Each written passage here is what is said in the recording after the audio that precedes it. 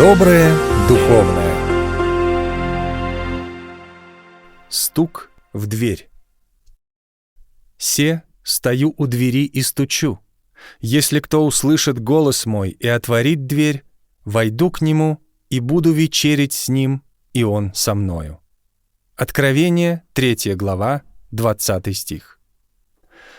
Господь не вторгается в твою жизнь, Он приходит тихо. Он стучит и говорит. Тем, кто уже слышал его раньше, этот голос узнаваем, в нем есть мир и сила.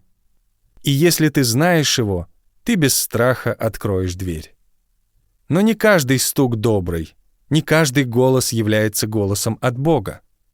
Кто-то чужой может говорить от его имени, подделывать интонации, имитировать свет. В такие моменты особенно важно жить в близости с Господом.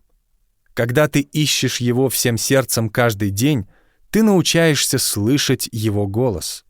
Чем ближе ты к Нему, тем легче различить, где подделка, а где живой голос Спасителя.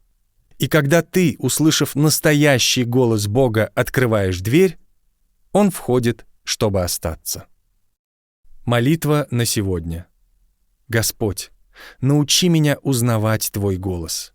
Очисти мое сердце от всего, что мешает слышать Тебя ясно. Сделай меня внимательным к Твоему голосу и укрепи мою близость с Тобой. Помоги мне не закрываться, когда Ты стучишь. Пусть моя жизнь всегда будет открыта для Тебя. Во имя Иисуса Христа. Аминь. Чтобы ознакомиться еще раз с этим наставлением, посетите наш сайт доброядуховное.ру или наши группы в соцсетях.